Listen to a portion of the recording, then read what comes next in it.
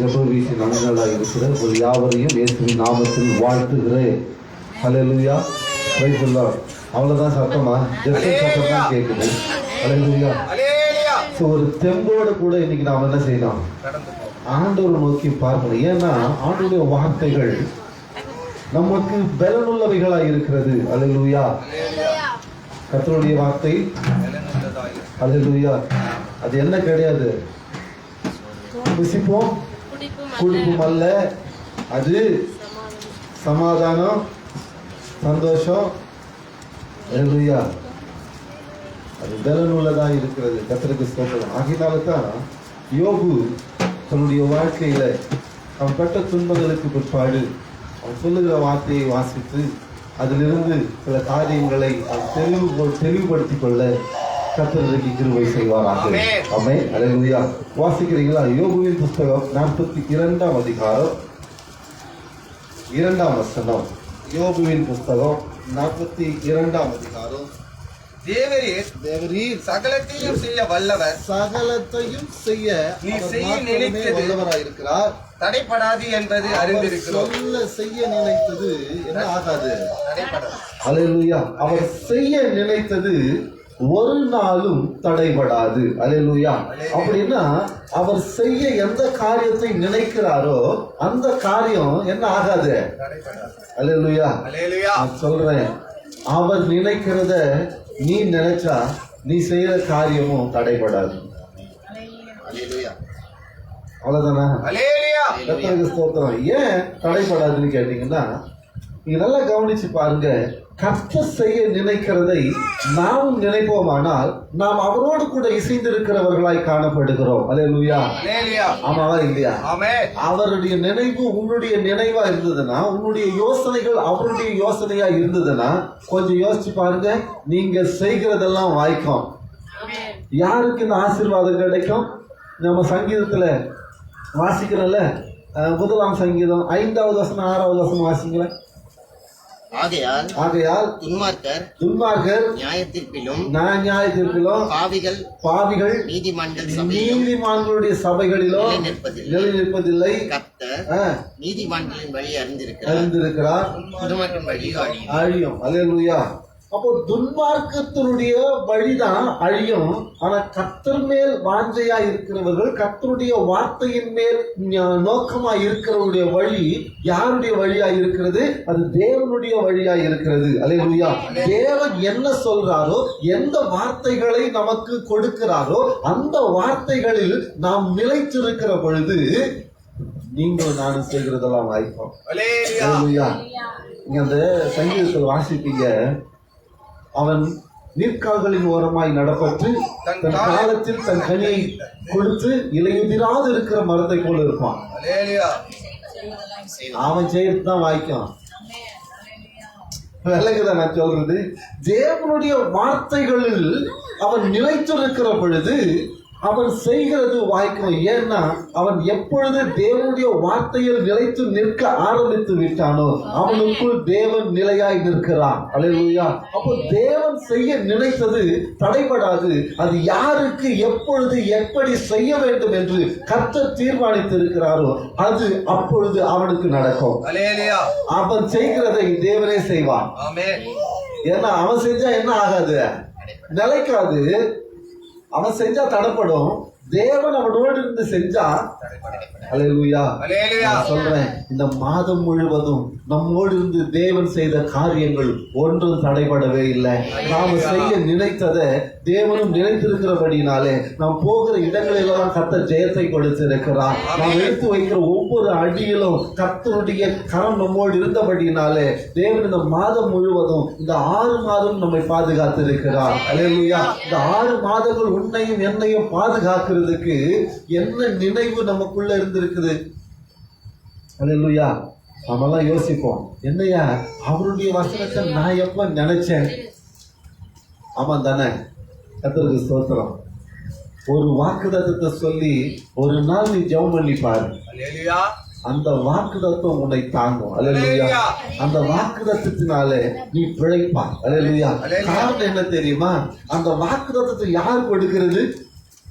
தேவன் கொடுக்கிறபடினாலே அதை ஒருவனும் உன்னிடத்திலிருந்து பறித்துக் கொள்ள முடியாது. ஆமென். அல்லேலூயா. வழங்குதான் நான் சொல்றது. அப்போ இங்க யோபு சொல்றான், தேவன் செய்ய நினைத்தது ஒரு நாளும் தடைபடாது என்பதை நான் அறிந்திருக்கிறேன். அப்ப அவனுக்கும் தேவனுக்கும் எவ்வளவு ஒரு ஒற்றுமை இருந்திருக்கும் பாருங்க.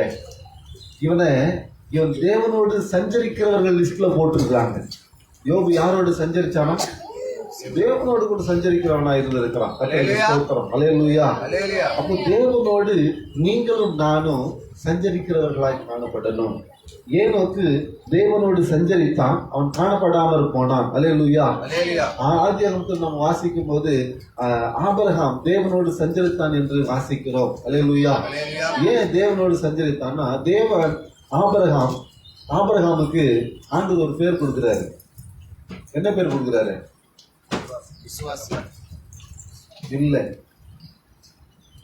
இல்லவே இல்லை. நீங்க 18ஆம் அதிகாரத்தில் வாசிச்சீங்கன்னா, அவன் யாருன்னு கேட்டா அதுல எழுதி இருக்குது, இவன் எபிரேயன். என்ன எபிரேயன் என்ன அர்த்தம்?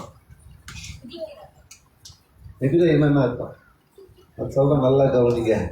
தேவன் பேசின முதல் பாஷை எபிரேய பாஷை. அல்லேலூயா. என்ன பாஷை? அவன் கல்தேய தேசத்தில் இருந்தான். கல்தேயனுடைய பாஷையை பேசிக் கொண்டிருந்தான். கல்தேய தேசத்தில் இருந்த எல்லா சிலை வழிபாடுகளும் அவன் செஞ்சுக்கிட்டு இருந்தான். அவனை ஆண்டவர் அழைத்து அவனோடு கூட தேவன் சஞ்சரிக்க ஆரம்பித்தார். அவனோடு கூட தேவன் சஞ்சரிக்க ஆரம்பித்ததுக்கு பிற்பாடு இதுவரையிலும் இருந்த பாஷையை பேசாமல் தேவன் பேசின தேவ பாஷையை அவனுக்கு கர்த்தர் அருளி செய்தார். அவன் எபிரேய பாஷையை பேசினான். ஆகையினால் அவன் எபிரேயன் என்று பெயர் பெற்றான். நான் சொல்றது, இந்த ரகசியங்களை நிறைய பேர் சொல்ல மாட்டாங்க. ஆமென். அல்லேலூயா. அவனுக்கு எபிரேய பாஷையை கர்த்தர் கொடுத்தார். ஏன் எபிரேய பாஷையை ஆண்டவர் முன்னாடி கொடுக்கலையான்னு கேட்டீங்கன்னா, முன்னாடி கொடுத்தாரு. யார் பேசுறது தெரியுமா? ஆதாமும் ஏவாளும் பேசினாங்க. ஆதாமும் ஏவாளும் என்ன பாஷை பேசினாங்க? தேவ பாஷையை பேசினாங்க. அதுதான் எபிரேய பாஷை. அல்லேலூயா. அப்படி எபிரேய பாஷையை பேசும்போது ஜனங்க பலுகி பெருகுகிற போது இவங்க என்ன கோபுரத்தை கட்டினாங்க? பாபேல் கோபுரத்தை கட்டினாங்க. பாபேல் கோபுரத்தை கட்டும் போது ஒரே பாஷை இருந்தது, அதுதான் எபிரேய பாஷை. ஆண்டவர் வந்தாரு, இவனுங்க நமக்கென்று என்ன செய்யல, மகிமையை செலுத்தாம அவர்களுக்கு மகிமையை சேர்த்து கொண்டிருக்கிறாங்க.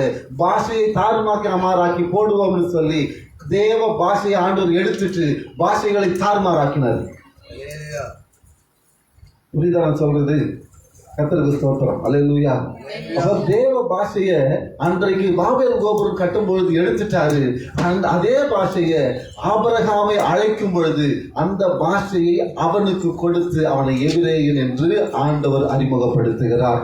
இதுவரைக்கும் அவன் கல்தேயனா இருந்தான். இதுவரைக்கும் அவன் கல்தேயனாக இருந்தான், சிலை வடிக்கிறவனாக இருந்தான், சிலை வியாபாரியாக இருந்தான், சிலைகளை வணங்குகிறவனாக இருந்தான். அவனை அழைத்து தேவ பாஷையை கொடுத்து அபிஷேகம் பண்ணி, உன்னை ஆசீர்வதிக்கவே ஆசீர்வதிப்பேன், உன் பெயரை பெருகவே செய்வேன் என்று சொல்லி கடற்கரை மணலத்தனையா உன் சந்ததி பெருகும் என்று வாக்குத்தத்தம் கொடுத்தார். அல்லேலூயா. கர்த்தர் செய்ய நினைத்தது தடைபடாது. அல்லேலூயா. அவன் எப்பேற்பட்ட பாவியாய் இருந்தாலும் ஆண்டவர் அவனை அழைத்தார் என்றால், அவனோடு கூட கர்த்தர் பேசினாரானால், அந்த வார்த்தை அவனோடு நிலைத்திருக்குமானால் அவன் செய்கிறதும் வாய்க்கும். இன்னைக்கு நான் சொல்றேன், நீங்க செய்யறதெல்லாம் வாய்க்கங்க. நீங்க செய்யறதெல்லாம் வாய்க்கும். கர்த்தருடைய வார்த்தையில் நிலைச்சிருங்க. கர்த்தர் ஆபிரகாமை அழைத்து தேவ பாஷையை அவனுக்கு கொடுத்தது போல கர்த்தர் உன்னை இன்றைக்கு அழைத்து அந்நிய பாஷையின் அடையாளத்தோடு கர்த்தருடைய சபையில தூணாக நிறுத்தி வைத்திருக்கிறார். ஒரு ஆமென் சொல்ல மாட்டீங்களா? அல்லேலூயா. கர்த்தருக்கு ஸ்தோத்திரம். தேவனுடைய பாஷையை நீ பெறும்படி, தேவனுடைய வரங்களை நீ பெற்றுக்கொள்ளும்படி, தேவனுடைய ஆசீர்வாதங்களை பெற்றுக்கொள்ளும்படி உன்னை ஆசீர்வதிக்கவே ஆசீர்வதித்து அவருடைய நாமத்துக்கு மகிமையாக கர்த்தர் உன்னை கொண்டு வந்திருக்கிறார். அல்லேலூயா. யோபுவை போல தேவனோடு கூட சஞ்சரித்து பாருங்கள். ஆபிரகாமை போல தேவனோடு கூட சஞ்சரிக்கிறவர்களாய் இருந்தால் உங்களுக்கும் தேவ பாஷையை கர்த்தர் கட்டளையிடுகிறவராய் இருக்கிறார். அல்லேலூயா. அந்த தேவ பாஷையை பெற்றுக்கொள்ளுகிறதற்கு, தேவனுடைய மகிமையை பெற்றுக்கொள்ளுகிறதற்கு நீங்க செய்ய வேண்டிய காரியங்கள் இருக்கிறது. அல்லேலூயா. அதுக்கு பிதாகுமாரன் பரிசுத்த ஆவியினால ஞானஸ்நானம் எடுக்கணும். அல்லேலூயா. அப்பதான் தேவ பாஷை வரும். அந்நிய பாஷை பேசுகிறவன் யாரோடு பேசுகிறானா? தேவனோடு கூட. என்ன பேசுறானா தெரியுமா? ரகசியங்களை பேசுறானா. வசனம் தான் சொல்லுது. அல்லேலூயா. அந்நிய பாஷை பேசுகிறவன் யாரு? தேவனோடு ரகசியங்களை பேசுகிறான். வசனம் அப்படி சொல்லுது. கர்த்தர் அது யாருக்கும் தெரியவே தெரியாது. அவனுக்கும் ஆண்டவருக்கும் மட்டும்தான் பொருந்தும். அவன் பேசுற அந்நிய பாஷை யாருக்கு புரியும்? ஆண்டவருக்கு தான் புரியும். கர்த்தருக்கு சொல்றது. ஏன்னா அந்த பாஷையை அவனுக்கு கொடுத்திருக்கிறாரு. அந்த பாஷையினால அவன் அவரோடு கூட பேசணும். இன்னைக்கு எவ்வளவு பேர் சபைகள்ல அந்நிய பாஷையை பேசுறோம்? நீங்க அந்நிய பாஷை வரங்கள் இன்னும் சபையில கிரியை செய்ய முடியல. காரணம் என்ன? சபையானது தேவனோடு கூட சஞ்சரிக்கிறதா இல்லை. தேவன் செய்ய நினைக்கிறதை சபையில் செய்ய முடியல. காரணம் என்னன்னா தேவனுடைய எண்ணங்களை சபை அறிந்து கொள்ள முடியவில்லை. ஆபிரகாம் அன்றைக்கு அறிந்திருந்தான். கர்த்தர் இன்றைக்கு உன்னையும் என்னையும் தெரிந்து கொண்டிருக்கிறார். ஆபிரகாமை போல உன்னையும் அழைத்திருக்கிறேன். உனக்கும் வரங்களை கொடுக்க அவர் வல்லவராய் இருக்கிறார். இன்றைக்கு அந்த வரங்களை பெற்றுக் கொள்ளுகிறதற்கு ஆயத்தமாய் இருக்கிறவர்களை கர்த்தர் கண்ணோக்கி பார்த்து கொண்டிருக்கிறார். அல்லேலூயா. கர்த்தர் கண்ணோக்கி பார்க்கிறதற்கு நாம தேவனுடைய பாஷையை பெற்றுக்கொள்ளணும். எப்ப பெறுவோம்? அல்லேலூயா. ஞானஸ்நானம் எடுத்தா தாயா தர முடியும். அந்நிய பாஷை அடையாளத்தை எப்ப வச்சாரு? அது அப்போஸ்தலர் நடவடிக்கைகள் அந்நிய பாஷை அடையாளம் எப்ப வந்தது? எப்ப வந்துச்சு? பரிசுத்த ஆவியானவர் எப்ப வந்தாரு? அந்நிய பாஷை அடையாளம் அவங்களுக்கு அப்பதான் வந்தது. வாசிக்கிறீங்களா? அப்போஸ்தலர் நடவடிக்கைகள் 2ஆம் அதிகாரம் 2ஆம் வசனம் வாசிங்க. அது சொல்லப்பட்டிருக்குது பாருங்க. அப்போது பலத்த காற்று அடித்த முழக்கம் போல வானத்திலிருந்து சடிதியாக ஒரு சத்தம் முழக்கம் உண்டாகி அவர்கள் உட்கார்ந்திருந்த வீடு முழுவதையும். நல்லா கவனிங்க. அந்த முழக்கம் எப்படி நிரம்பிச்சான்? அவங்க உட்கார்ந்திருந்த வீடு முழுவதையும் நிரப்பினது. அல்லேலூயா. நான் சொல்றேன், தேவனுடைய வரங்கள் உங்கள் மேல் வர வேண்டுமானால் கர்த்தருடைய முழக்கம் உங்களை நிரப்ப வேணும். கர்த்தருடைய முழக்கம் இருங்க. ஹலோ, கர்த்தருடைய முழக்கம், தேவனுடைய வார்த்தை தான் அது. அந்த முழக்கம் தேவனுடைய எக்கால சத்தம் அந்த முழக்கமா இருக்கும். அல்லேலூயா. அந்த முழக்கங்கள் உங்கள் காதுகளிலே கேட்கணும். அந்த அளவுக்கு தேவனோடு கூட இணைந்திருக்கிறவர்களாய் நாம் காணப்படணும். அல்லேலூயா. அந்த முழக்கம் கேட்டா நீ நிரப்பப்பட்டுருவ. அல்லேலூயா. அந்த முழக்கத்தை கேட்கறதுக்கு நமக்கு என்ன இல்லை? நாம எப்பவுமே என்ன பாட்டு போட்டு டான்ஸ் ஆடுற மாதிரி இருக்கிறோம். ஆமாம் தானே? ஆமாம் தானே? பாட்டு போட்டு டான்ஸ் ஆடுறோம். இப்படி நடக்கக்கூடாது. ஒழுக்கம் வேணும். சபைக்குள்ள ஒழுக்கம் வேணும். கர்த்தருக்கு ஸ்தோத்திரம். அல்லேலூயா. சொல்றேன், தேவநாமத்துக்கு மகிமையாக கர்த்தருடைய வார்த்தைகளுக்கு செவி கொடுக்கணும். நீ செவி கொடுக்கலன்னா நீ காதிருந்தும் கேளாதவனா இருப்பேன், கண்ணிருந்தும் காணாதவனா இருப்பேன், வாயிருந்தும் நீ பேசாத ஊமையாய் இருப்பேன், மூக்கிருந்தும் நான் மனத்தை முகராதவனா இருப்பேன். நீ அத்தனை எல்லாத்துக்கும் மேல போனமா தான் தெரியணும். நீ செத்த போனோம்.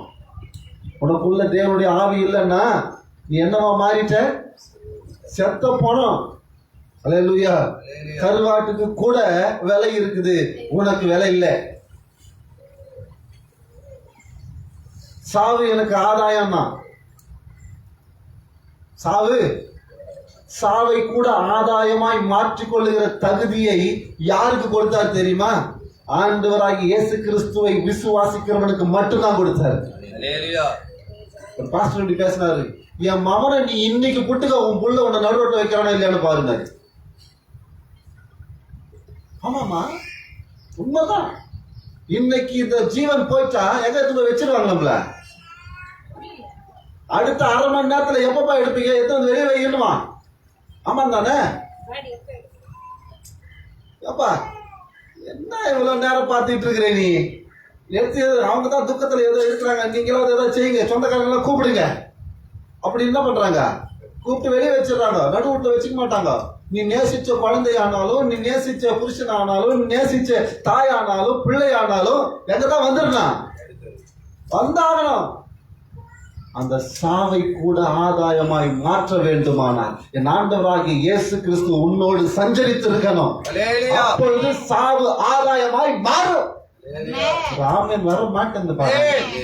கொஞ்சம் ஸ்ட்ராங்கா பேசினாலே நம்ம ஆளுங்க இப்படித்தான் கொஞ்சம் அப்படியே சைன் ஆயிடுவாங்க.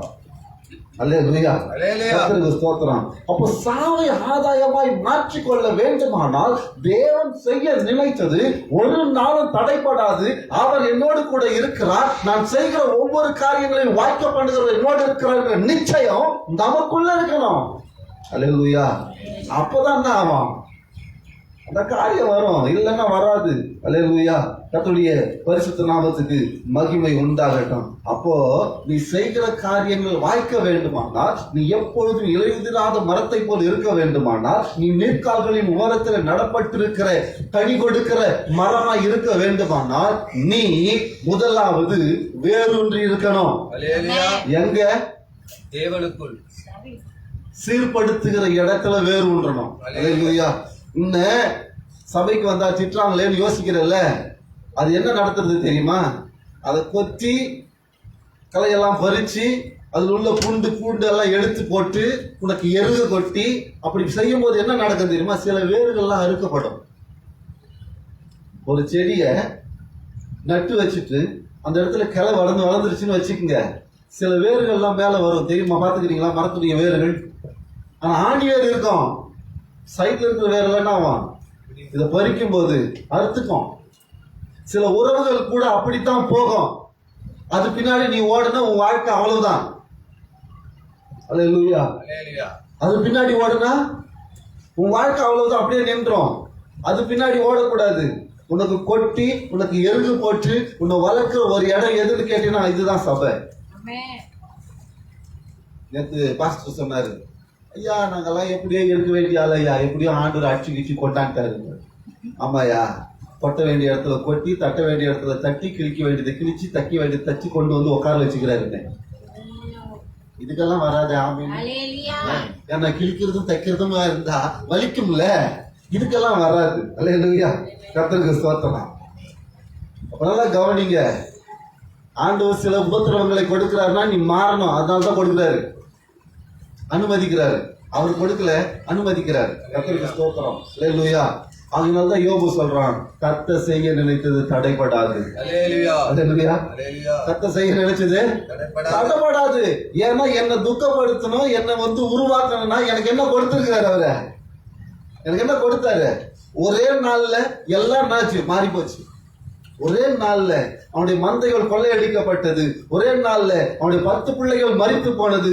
ஒரே நாள்ல, அந்த நாள்லயே உடனே வியாதி வந்தது, முடியெல்லாம் கொட்டுது, சீழ் ஒழுவுது, ஓடெடுத்து உரண்டுறான், நாற்றம் அடிக்குது. கர்த்தருக்கு ஸ்தோத்திரம். அவனுடைய ஜீவன்ல மட்டும் கை வைக்கல. நான் சொல்றான், கர்த்தர் செய்ய நினைத்தது தடைபடாது. நான் சொல்றேன், உனக்கு எவ்வளவு உபத்திரம் வந்திருந்தாலும் கர்த்தர் செய்ய நினைத்தது தடைபடாது. கர்த்தரோடு சஞ்சரிக்கிறவனாய் இருந்தா, கர்த்தரோடுக்கு புதிய பாஷையை கொடுத்து, புதிய அபிஷேகத்தை கொடுத்து, கர்த்தர் உன்னை நிலைநிறுத்த அவர் வல்லவராய் இருக்கிறார். எவ்வளவு பேர் விசுவாசிக்கிறீங்க? வாசிங்க. ஆதியாகமம் புத்தகம் 18ஆம் அதிகாரம் 4வது வசனத்தை வாசிக்கிறீங்களா? ஆதியாகமம் 18:14. கர்த்தரால் ஆகாத காரியம் உற்பவ காலத்தில் உன்னிடத்தில் திரும்ப வருவேன். அப்பொழுது நல்லா கவனிங்கோ, இங்க நடக்கிற சம்பவம் என்னன்னு கேட்டீங்கன்னா, சாராளுக்கு என்ன இல்ல? குழந்தை இல்ல. கர்த்தருக்கு ஸ்தோத்திரம். அல்லேலூயா.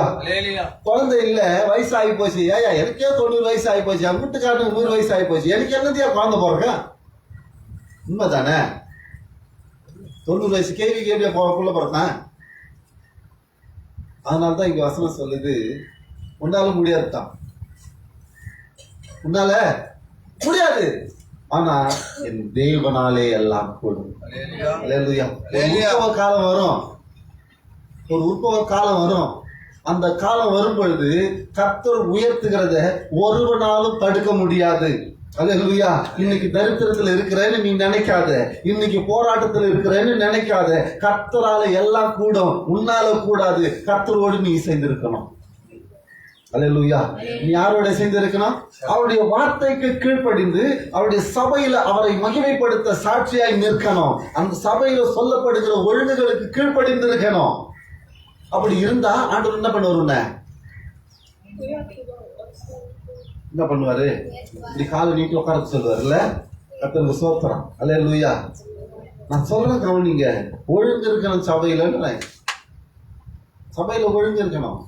சபையில ஒழுங்கு கேடு நடந்தா சாபம் தான் வரும், சமாதானம் வராது. அல்லேலூயா.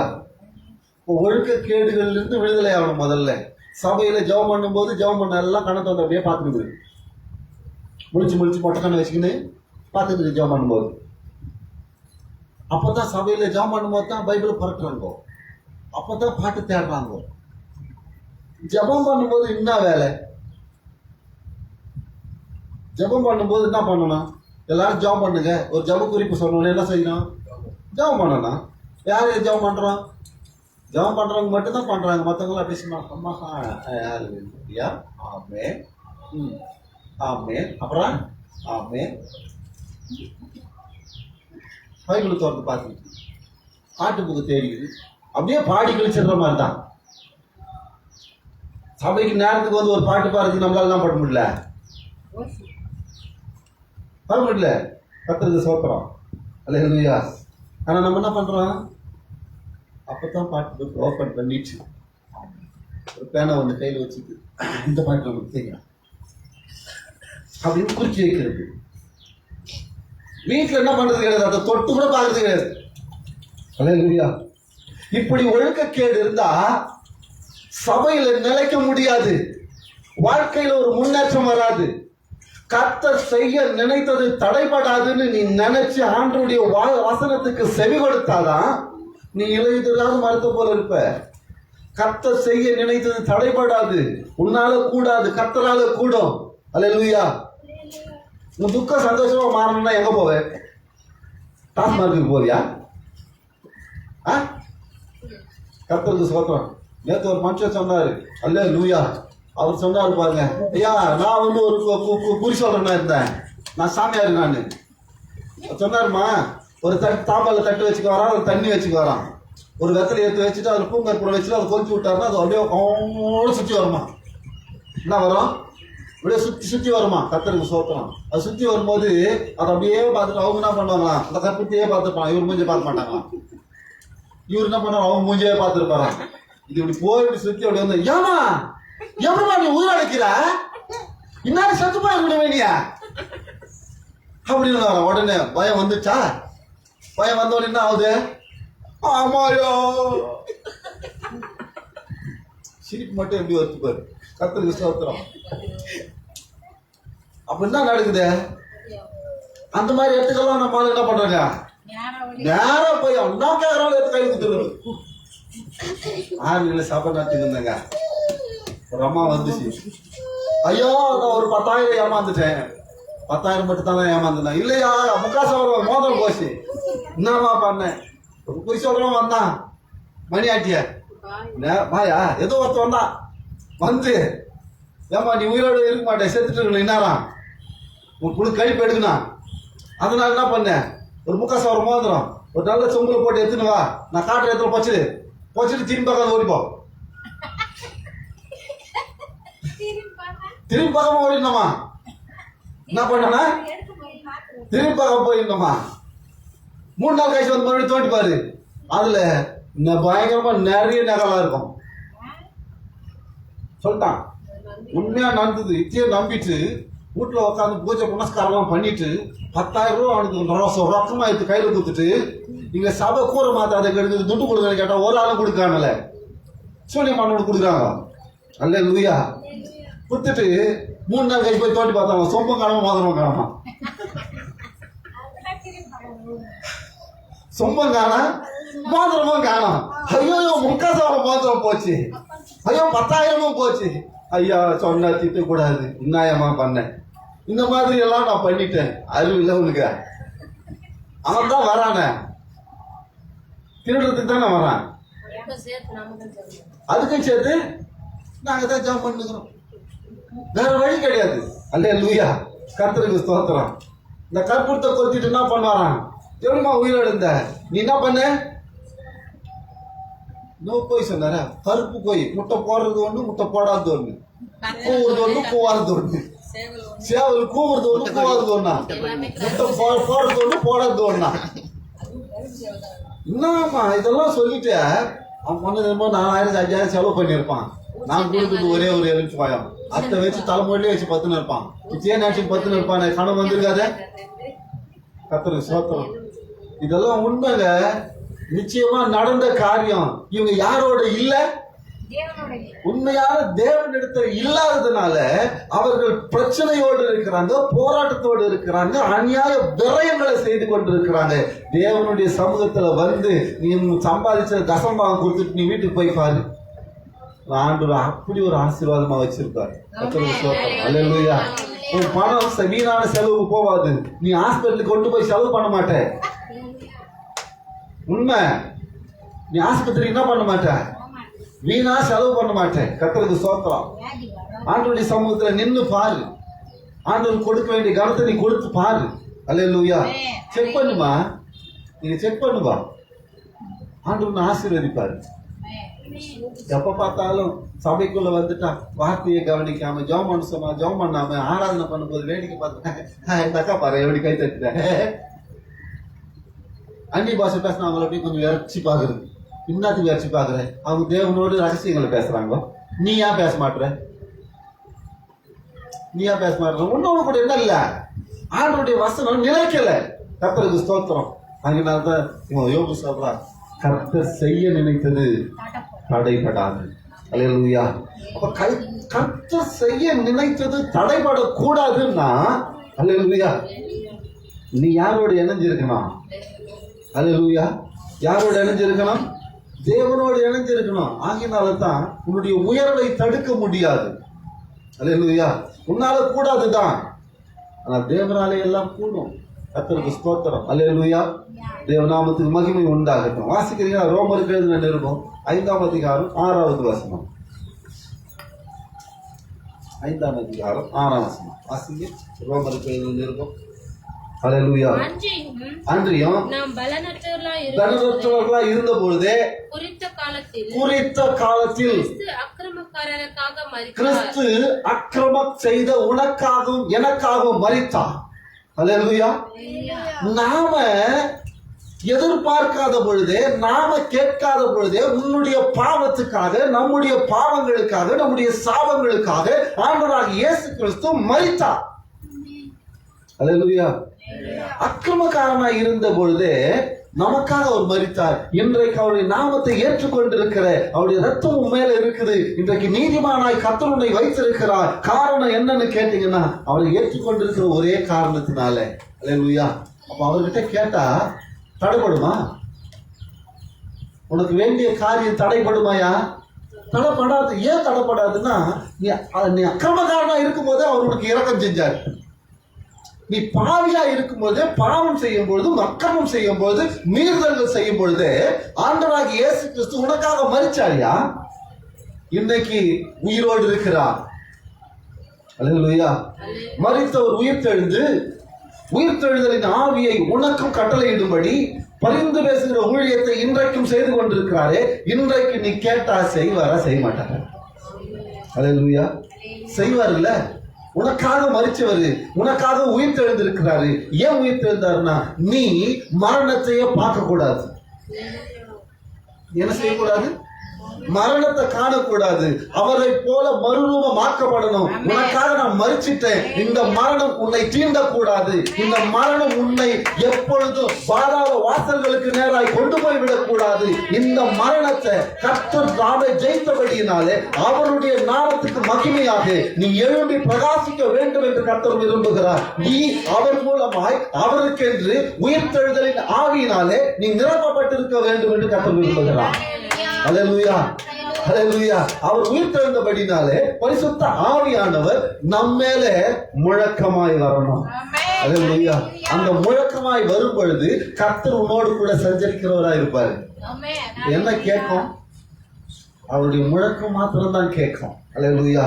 வேற எந்த சத்தமும் கேட்காது. வேற எந்த சத்தமும் கேட்காது. வெளியில இருக்கிறவன் தான் இந்த சத்தத்தை கேட்டுட்டு உள்ள வரணுமே தவிர வெளியில இருக்கிற சத்தத்தை நீ கேட்க கூடாது. அல்லேலூயா. சபைக்குள்ள வந்துட்டா கொஞ்சம் யோசிச்சு பாருங்க. வெளியில ஒரு சத்தம் போவோம், பழைய ஈயஞ்ச தலைக்கு பேரு சம்மாயானமா, அதுவும் நல்லா சவுண்டா வச்சு செய்வான். ஆமா தானே? அந்த சத்தம் உன் காதுல விடக்கூடாது. இங்க ஆராதனை நடக்கும், அந்த ஆராதனையில அந்த சத்தம் கேட்கக்கூடாது. என்ன இங்க வேற சத்தம் கேட்கணும், அந்த நிறுத்திட்டு வந்து பார்க்கணும். அந்த அளவுக்கு உன்னுடைய ஆராதனை இருக்கணும். உன் வீட்டுக்குள்ள ஆராதிக்கும் போது, உன் வீட்டுக்குள்ள நீ குடும்ப ஜபம் செய்யும் பொழுது, தெருவில் போறவங்க அவங்க வீட்டுல ஜபம் பண்றாங்க, அதிசயித்து பார்க்கணும். அப்படி அந்த சத்தம் இருக்கணும். அல்லேலூயா. அது தேவனுடைய சத்தம். அல்லேலூயா. அது என்ன சத்தம்? அது தேவனுடைய சத்தமா மாறும். அநேக தூதர்கள் வந்து அந்த இடத்துல ஆராதனை செய்வாங்க. எத்தனை பேருக்கு தெரியும், இந்த குடும்ப ஜபம் நீங்க செய்யும் போது உங்களோடு கூட தூதர்கள் வந்து உங்களோடு கூட அவர்கள் ஆராதனை செய்வாங்கன்னு. குடும்ப ஜபம் செய்யும் போது தூதர்கள் வந்து உங்க குடும்பத்தோடு கூட உங்களுக்காக அவங்க ஆராதனை செய்வாங்க, தேவனை ஆராதனை செய்வாங்க. இவங்களுக்கு மட்டும் நல்ல சரீரத்தை கொடுத்து இன்பமா வாழ்றாங்கன்னு உன்னை பார்த்து ஆச்சரியப்படுவாங்க. அல்லேலூயா. அப்படியெல்லாம் நடக்கணும்னா நாம தேவன் செய்ய நினைத்தது தடைபடாது.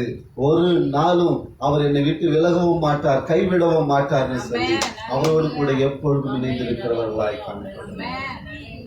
யோபுவை போல எவ்வளவு துக்கம் வந்தாலும், எவ்வளவு போராட்டம் வந்தாலும் அவன் ஆண்டவரை மறுதலிக்கவே இல்லை.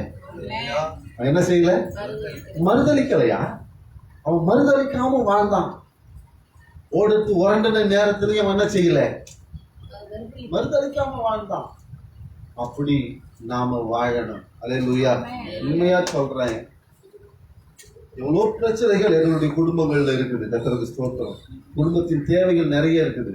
ஆனா எங்களை பார்க்கறவங்க என்ன திரும்ப கேட்கறாங்க, 1 லட்சம் ரூபாய் இதனை ஏற்பாடு பண்ணிட்டாங்க.